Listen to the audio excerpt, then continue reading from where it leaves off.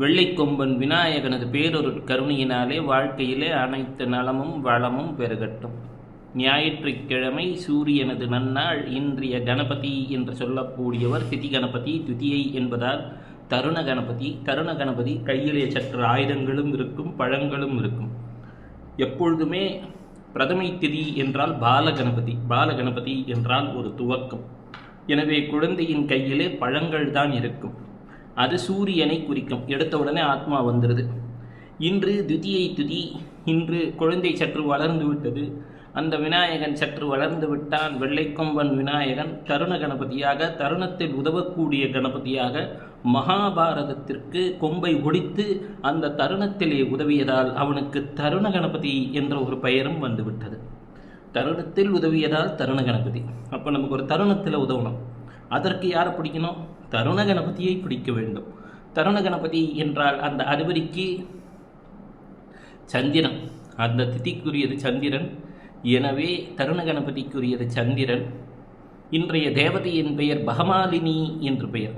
பகமாலினி என்றால் வாழ்க்கையிலே பாக்கியம் வேண்டும், பாக்கியம் மாலைகளாக வேண்டும். மாபெரும் சபைதனில் நீ நடந்தால் உனக்கு மாலைகள் விழ வேண்டும். ஒரு மாற்று குறையாத மன்னன் இவன் என்று போற்றி புகழ வேண்டும். இசை என்பது ஒரு விதத்திலே புதனை குறிக்கும். அங்கே ஒரு மெலடியாக இருந்தால் அது சுக்கிரனை குறிக்கும். அந்த மாலை என்ற வார்த்தை மாலினியாக மாறுகிறது. அப்பொழுது பகமாலினி என்று சொல்கின்றார்கள். இந்த பகமாலினி என்பவள் வாழ்க்கையிலே பாக்கியத்தை தருபவள், சிந்தனைகளை தருபவள். பொதுவாக மார்க்கெட்டிங் போன்றவற்றிற்கும் கன்சல்டேஷனுக்கும் மிகவும் ஏற்ற நாட்கள் இந்த துதியை திதி. சரி, இன்றைய நட்சத்திரம் என்பது ரோஹிணி. அதுவும் சந்திரனின் நட்சத்திரம். சந்திரனின் நட்சத்திரம் என்றாலே சரதி இந்திரஹா என்ற வகையிலே மிக பெரும் சிறப்புகளை தரக்கூடிய நட்சத்திரம்.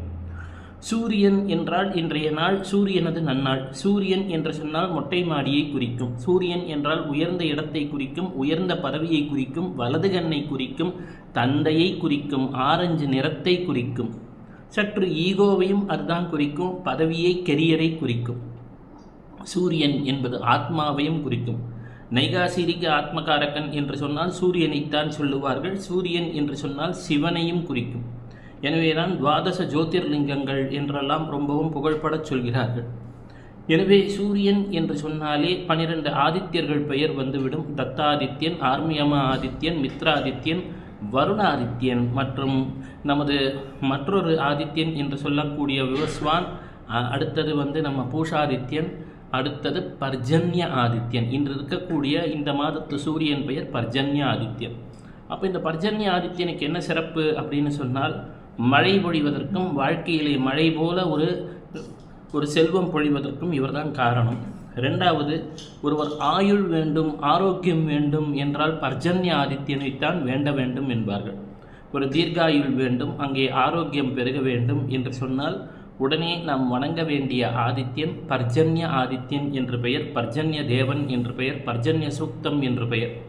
விருத்தகிரீஸ்வரர் என்ற ஆலயத்திலே, சிவாலயத்திலே இருக்கக்கூடிய விருதாச்சலத்திலே இந்த பர்ஜன்ய ஆதித்யனின் அருள் நிறைந்துள்ளதாகவும், காசி மாநகரத்திலும் ஆதித்யன் விருத்த ஆதித்யனாக, பர்ஜன்ய ஆதித்யனாக அருள்வதாகவும் சொல்லுவார்கள். எனவே யாருக்கான விருட்சகத்தில் சூரியன் இருந்தாலோ, சூரியன் இருக்கக்கூடிய மாதத்திலே நாம் விருட்சகத்தில் இருக்கக்கூடிய மாதத்தில் இருந்தாலோ விருதாச்சலம் சென்று அங்கே இருக்கக்கூடிய விருத்தகிரீஸ்வரரை சேவிக்கலாம். இல்லாட்டி காசி சென்று அங்கே இருக்கக்கூடிய ஆதித்யனையும் வழிபட்டாலும் நன்மை ஏற்படும் என்றெல்லாம் ஒரு கருத்து உண்டு. இந்த பர்ஜன்ய ஆதித்யனை பற்றி ஒரு கதையும் உண்டு. பகமாலினி என்று சொன்னால் பொறுமையின் தேவதை. யாருக்கெல்லாம் பொறுமை இருக்கிறதோ, யாருக்கெல்லாம் அந்த பேஷன்ஸ் இருக்கோ அவங்களுக்கு மட்டும்தான் பகமாலினி அருள்வானாம். மற்றவங்களுக்கெல்லாம் பகமாலினியின் அருள் அவ்வளவு எளிதாக கிடைப்பது கிடையாது. ஹரிதன் என்ற ஒரு துறவி இருந்தாராம். இந்த ஹரிதமுனி என்ன செய்வார்னா, எல்லாவற்றையும் ஒரு சூழலிலே அந்தந்த நேரத்தில் அப்படின்னு ஒரு வேகத்திலேயே ஓடிக்கொண்டிருந்தார். ஆனால் மிகச்சிறந்த சிவபக்தர். ஒரு காலத்திலே முதுமை வந்துவிட்டது. அப்பொழுது முதுமை வந்ததும் இவர் அழுது கொண்டே சென்று கேட்கிறார் நாரதரிடம், நான் அந்தந்த வேளை அந்தந்த நேரம் என்றெல்லாம் ஒரு குறிப்பிட்ட ஒரு கால அளவிலே இயங்கிக் கொண்டிருந்தேன். எல்லோரையும் அதே போல இயங்கச் சொல்லி கொண்டிருந்தேன். எனினும் இப்பொழுது முதுமை வந்ததும் எனக்கு தெரிகிறது, இந்த காலத்தை தாண்டி நம் வாழ்வினை தீர்மானிப்பது நம் சுவாச காற்றுதான், நம் பிராணன்தான். இது என்ன என்று நாரதரிடம் கேட்கிறார். நாரதர் சொல்கிறார், கிரகங்களிலே 2 வாயு தத்துவம், சனீஸ்வரரும் ராகுவும் வாயுவின் தத்துவங்கள். உடம்பு டிகே ஆவதை குறிப்பது. மகர கும்பத்துக்கு அதிபதியாக சனீஸ்வரனும், மகரத்துக்கு இருக்கக்கூடிய சனீஸ்வரனின் தன்மையை உதவுவதற்காக பாக ஆதித்யனும், அங்கே ஆயுர் மகரிஷியும் இருக்கிறார்கள். அதே போல கும்பத்திலே அது சனீஸ்வரனது மூலத்திற்கோண வீடு, அவனுக்கு துணையாக ராகு இருக்கிறார். அங்கே வருண பாசத்துடன் வருணனும் இருக்கிறான். ஜமதக்கினி என்று சொல்லக்கூடிய பரசுராமரின் தந்தை மகரிஷியாக விற்றிருக்கிறார். அவரது மனைவி ரேணுகாதேவியுடன் அங்கே அருள் செய்து கொண்டிருக்கிறார். இந்த சனீஸ்வரன் என்பவன் தான் முதுமைக்கு காரணம் என்று வலியுறுத்துகிறார். அப்பொழுது விருத்தகிரீசனுக்கு இந்த ஹரித்த முனிக்கு புரிகிறது. முதுமையை சனீஸ்வரர் வாயு தத்துவமாக தந்து விடுவார் என்று சொன்னால் இதை ரிவர்ஸ் செய்ய வேண்டும் என்றால் என்ன செய்வது, ஏது செய்வது என்கிறார். அப்பொழுது சொல்கிறார், நல்ல செல்வச் செழிப்பும் செல்வந்தர்களது நட்பும் மிக பெரும் ராஜபோகத்தையும் தரக்கூடியவன் சிம்மத்தில் இருக்கிறான். அதுக்கு நேரெதிர் வீட்டில் நீங்கள் பார்த்தீங்கன்னா அவன் சனீஸ்வரரின் தந்தை. அப்பொழுது இந்த சனீஸ்வரரின் தந்தை என்று சொல்லக்கூடியவர் வலது கண்ணாக இருக்கிறார். மொட்டை மாடியை கூட சூரியனை தான் குறிக்கும் காரகத்துவம். அதே போல் சூரியன் ஆரஞ்சு பழம் குறிக்கும். இதுபோல் ஆரஞ்சு நிறம் குறிக்கும், கோதுமை குறிக்கும். அதுபோல் தங்கத்தை கூட சிலர் ஒப்பாக சொல்லுவார்கள் சூரியனுக்கு. எனினும் அதில் வேறுபட்ட கருத்துக்கள் உண்டு. குருதான் சூரியனுக்கு என்பார்கள். அப்போது இத்தனையும் தலைநகரத்தையும் தலைவனையும் குறிக்கக்கூடியது, அரசனை குறிக்கக்கூடியது, சிவனை குறிக்கக்கூடியது. இவையெல்லாம் இந்த சூரியனை குறிக்கக்கூடியது. ஒரு நாளை தினாதிபதி என்று நாம் சூரியனை தான் சொல்கின்றோம். ஒரு நாளில் நாம் கடைபிடிக்க வேண்டிய நியமத்தை தினாச்சாரியன் என்று சொல்கின்றோம். ஒரு நாள் நமக்கு கொடுக்கப்பட்டால் அன்று சிவனை வணங்கவில்லை என்றால் அது ஒரு மிக பெரும் தவறு. எனவே இதெல்லாம் ஒரு விதிமுறைப்படி இருக்குது அப்படின்னு அந்த ஹரித்த முனிக்கு சொல்கிறார். அப்பொழுது ஹரித்த முனி தொடர்கிறான், எனக்கு முதுமை வந்துவிட்டது, எனக்கு உடலிலே வாயுக்கள் தொல்லை செய்கின்றன, உடம்பிலே 49 மருத்த தேவதைகள் இருக்கிறார்கள். மருத்த தேவதைகள்னால் 7 பிறவின்னு சொல்கிறோம் இல்லையா, அந்த 7 பிறவிக்கும் உரிய மருத்த தேவதைகள்னு.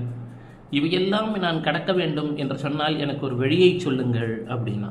அப்போ சொல்லும்போது சொல்கிறார், கார்த்திகை மாதம் வரும். கார்த்திகை மாதம் என்பது விருட்சகத்திலே சூரியன் உலா வரக்கூடிய இடம். அங்கே இருக்கக்கூடிய ஆதித்யனுக்கு பேர் பர்ஜன்ய ஆதித்யன் என்ற ஒரு பெயர். அப்பொழுது விருச்சிகத்திற்கு நேர் எதிரிலே இருக்கக்கூடியது 7ஆம் இடத்துல இருக்கக்கூடியது ரிஷபராசி. அங்கே கிருத்திகை நட்சத்திரம் இருப்பதனாலே இதற்கு கார்த்திகை மாதம்னு பேர். அப்போது இந்த பர்ஜன்ய ஆதித்யனை நீ வழிபட வழிபட உனக்கு உன் விருத்த நிலை, முதுமை நிலை மாறத்துவங்கும், உடலிலே ஒரு எனர்ஜியை ஃபீல் செய்வாய் என்றெல்லாம் வலியுறுத்துகிறார். உடனே ஹரித்த முனியும் இதை நம்பி வழிபட துவங்குகிறார். காசியிலே வாரணாசியாம் என்பார்கள். எப்பொழுது வாரணாசி என்றும் விஸ்வேஸ்வரனை நினைத்து விட்டோமோ, காசி அன்னபூரணியை நினைத்து விட்டோமோ, அப்பொழுதே எல்லா நன்மையும் பிறக்கும். இன்றைக்கி ரோஹிணி வேறு, மற்றொரு வீடியோவில் சொல்லியிருப்பேன் ரோஹிணி பிரதோஷத்தோட சிறப்பை கேட்டுட்டு வாங்க. அப்போ அத்தனை நன்மையும் புரிந்திய உடனே இவனுக்கு புரிந்து விடுகிறது, வாழ்க்கையிலே வளம் பெற வேண்டும், நலம் பெற வேண்டும் என்றால் கார்த்திகை மாதத்திலே விளக்கேற்றி ஈவிசனை வழிபட வேண்டும், சிவனை வழிபட வேண்டும் என்று புரிந்து கொண்டு விடுகிறான். ஹரித்த முனி அவ்வாறே செய்கிறான். அவனது விருத்த நிலை, அதாவது முதுமை அகன்று விடுகிறது. எனவே இந்த மாதத்து ஆதித்யனுக்கு பேர் விருத்த ஆதித்யன் என்றும் ஒரு பெயர் உண்டு. அப்பொழுது சூரியனை வழிபட்டாலும் சிவபெருமானை வழிபட்டாலும் இந்த மாதம் சற்று கூடுதலாக வழிபட வேண்டும்.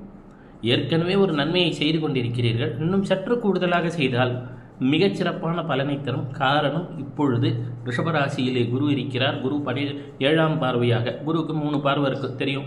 5ஆம் பார்வை தற்போது கன்னிராசியை பார்த்து கொண்டிருக்கிறார்.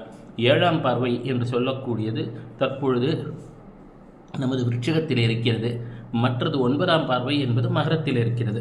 அந்த 7ஆம் பார்வை பட்டு கொண்டிருக்கிறது. குருவின் பார்வைக்கு ஒரு சிறப்புண்டு. குரு பார்த்து கொண்டிருக்கிறார், காத்து கொண்டிருக்கிறார். சூரியனை வழிபடுங்கள், சிவனை வழிபடுங்கள். காலை எழுந்ததும் வேயுறு தோழிபங்கன் விடமுண்ட கண்டன் மிக நல்ல வீணை தடவி மாசர திங்கள் கங்கை முடிமேல் அணிந்தன் உளமே புகுந்ததனால் என்று சொல்லக்கூடிய வகையிலே ஆசரன் நல்ல நல்ல அவை நல்ல நல்ல நல்ல அடியாரவர்க்கு மிகவே என்ற பாடலை ஒலிக்கச் சொல்லுங்கள். ததோ யுத்த பரிசிராந்தம் சமரே சிந்தியாசிதம் ராவணம் சாக்ருதோ துஷ்டுவா யுத்தாய சமுபஸ்திதம் என்று சொல்லக்கூடிய வகையில் ஆதித்ய ஹிருதயத்தை கேளுங்கள். வாழ்க்கை நலம் பெறும், வளம் பெறும். மீண்டும் மாலை MCQ வகுப்பிலே சந்திப்போம். நன்றி, வணக்கம். சிவசிவ.